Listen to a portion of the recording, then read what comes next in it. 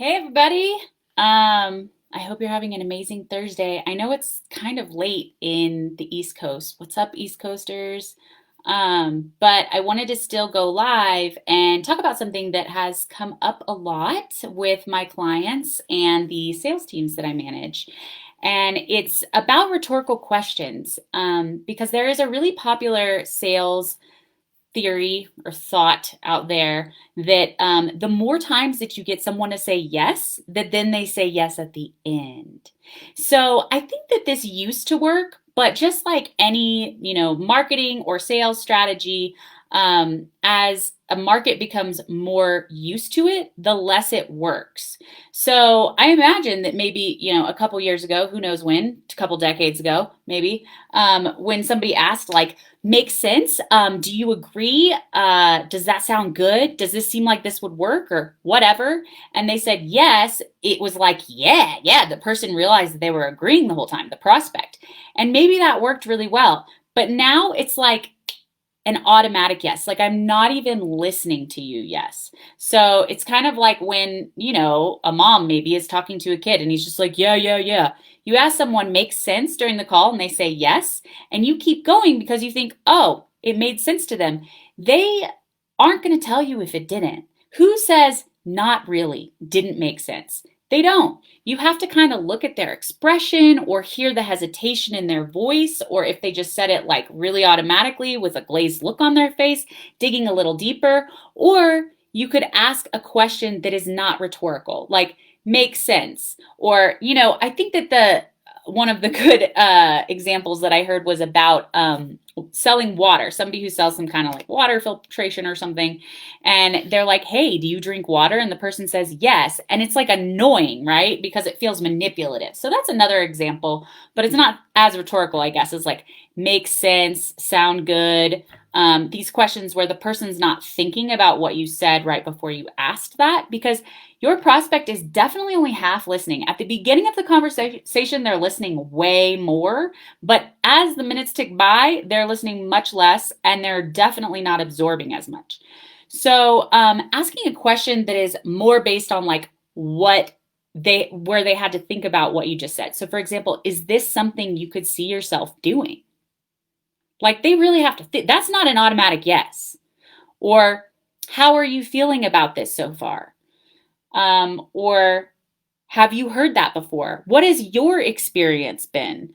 Um, does that sound familiar to you? Does that sound like things you've heard before?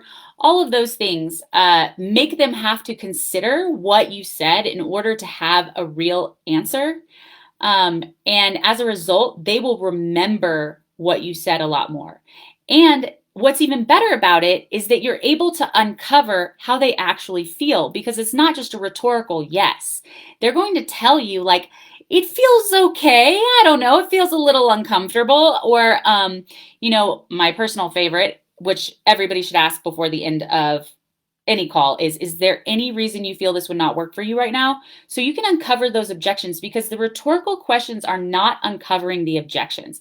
They're giving you the false sense that this person is totally on board and agrees with everything, when in their head they're thinking of, they're definitely having hesitations, objections, and doubts, and you can't uncover those in the middle of the conversation. Instead, that really is happening at the end. And at the end, it's a little too late, because they're expecting you to overcome the objections. They're expecting you to sell them. So to have that, like overcoming objections, or that conversation about objections or the reasons why they don't think it would work for them during the entire conversation, like spread out, is a lot more powerful. It feels a lot more authentic. It feels a lot less salesy. So, definitely sprinkling in as you drop important pieces of what your service or product offers during the conversation, checking in with them in a way beyond makes sense. Because otherwise, you're going to end up at the end with someone who doesn't even really remember what you said, and isn't going to remember after the call, and probably has objections and issues that they didn't talk about yet. So, worst case scenario, they'll just get off the phone and let you know that they'll think about it. Best case scenario is then you'll have to talk about all of the objections Thank you. All of the objections at the end of the conversation when it's a little late and it feels like you're pushing and there's a power imbalance and it feels like high pressure and like you're trying to like scurry up a hill, like climb back uphill. So just do it the whole time and really understand how they're feeling about it. It's not about manipulating them into saying yes a bunch of times. It doesn't work like that anymore. And maybe it did, but the market is definitely more sophisticated now, and rhetorical questions are just not as effective as they were one time. And maybe they really do feel like it's great and make sense, but you'll get that real answer when you ask, like, I mean, what are you thinking so far?